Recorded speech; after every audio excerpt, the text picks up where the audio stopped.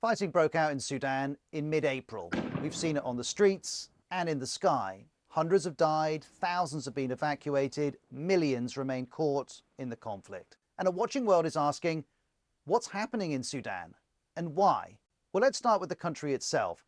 Sudan's here in northeast Africa. It's the third largest country on the continent with a population of around 48 million. Go back to the first half of the 20th century, and Sudan was under joint British-Egyptian rule. It was effectively administered as a British colony. Then, in 1956, it declared independence. And from there, a number of military coups would follow. In fact, since independence, the military's been in power much more than civilian governments. Turmoil has been frequent. For example, in the early 2000s, there was a war in the western region of Darfur. There were also two civil wars between the Muslim north and the Christian south. These led to a new country being created in 2011, South Sudan. And one man straddled all of these moments and more. Because in 1989, Omar al-Bashir seized power in a coup. He'd hold on to it for 30 years. His involvement in Darfur led to the International Criminal Court bringing charges of war crimes and crimes against humanity. But it wasn't that that took him from power. It was an uprising that culminated in 2019. Thousands took to the streets, and then the army intervened and made this commitment. We believe that giving power to a body that is not elected by the Sudanese people should not happen.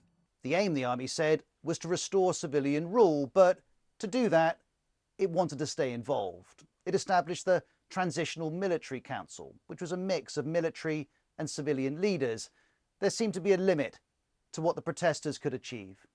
The revolution in 2018-19 was something that people were very proud of. The civilians were finally able to push, Bashir and the old military regime out. But I think the focus was always, we might have been able to get Bashir out, but we weren't able to fully get the military regime out. And despite whatever promises were made, the Transitional Military Council didn't deliver civilian rule. And some Sudanese lost patience. In October 2021, they went back on the streets, and the military had seen enough. It arrested the civilian prime minister and took full power. And in the 18 months since, that is how things have stayed, with two men now central to Sudan's story. The same two men whose fighters are clashing now. We just saw General Abdel Fattah al-Burhan. He's here on the right, and his deputy is Mohamed Hamdan Dagalo on the left. Al-Burhan is the head of the army. He's Sudan's de facto president. Dagalo is also known as Hemeti. He's the leader of Sudan's biggest paramilitary group, the Rapid Support Forces, or the RSF. And in theory, both men want to relinquish power. This is Hemeti in late 2021. We affirm to our people our firm commitment to the transition to democracy and holding elections in due time in 2023.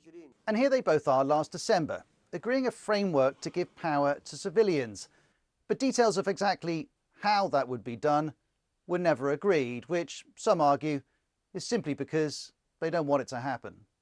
Both have huge investments in continuity, if you like. What they are most resistant to is handing over power to a civilian government. Instead of civilian government, then, Sudan has conflict, with both men playing for the highest stakes. This is about two men who know each other very well, the two generals who I met. They hate each other passionately. This will go on until one side wins, until one of the generals is killed. And each side has substantial numbers. General al-Burhan has the army. Some estimates put it at over 200,000 strong. Hemeti's RSF is estimated to have around 100,000 troops. And both men may have specific reasons that they don't want to relinquish power. First, remember I was talking about the region of Darfur earlier. The militia accused by the UN of carrying out atrocities was called the Janjaweed, and Hemeti's RSF has its origins in the Janjaweed militia. Hemeti's Darfur roots are also relevant here. And he really views his role as to be a protector of his tribe. He believes that his tribe has been treated as second-class citizens throughout Sudanese history. For his part, al-Burhan is accused of involvement in the atrocities in Darfur, a conflict the ICC continues to investigate. Next we have Hemeti's considerable financial interests. which are protected by his network of fighters, not least the mining of gold. This article picks up on this, arguing he, Hemeti, stated that he went to war to preserve the democratic transition. However, retaining large armed forces with an economic empire independent of the state threatened any possibility of a democratic transition in Sudan. There's an international dimension to this too. Hemeti has links to the Russian paramilitary force, the Wagner Group. BBC reporting has documented how Wagner fighters have been in Sudan. And here's Hemeti in Moscow last year with Russia's foreign minister. We also know Hemeti sells gold into Russia, all of which is relevant to the current conflict. Russia does have a lot of influence with the RSF, and they have interests in a stable Sudan because their interests are making sure that they can export gold and minerals out of Sudan. Stability may be attractive to Russia. Maintaining the status quo may be attractive to Hemeti, whose power and wealth will be challenged if civilian rule arrives. Al-Burhan too appears motivated to secure rather than hand over power.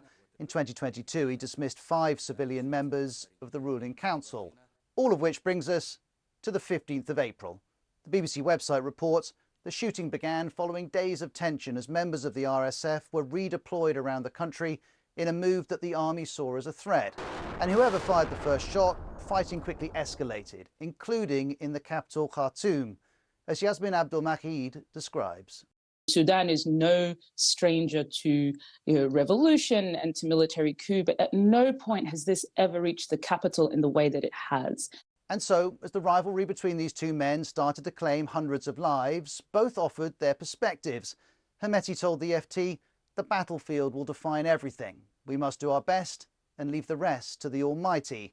For his part, Al-Burhan says, in this war, everybody loses. This war has to stop. Fighters need to go to their bases. That, though, is not what's happened. In different parts of Sudan, fighting goes on. There's a humanitarian emergency too, and many countries, including the UK, the US and France, have evacuated their nationals. What they leave behind is a conflict which has the potential to do further harm. This is the UN. Sudan could become increasingly fragmented, which would have a devastating impact on the region. And even if one side wins, Sudan will lose. The hope remains that the fighting will stop. Maybe civilian rule will follow. But Sudan's history teaches us that neither are certain.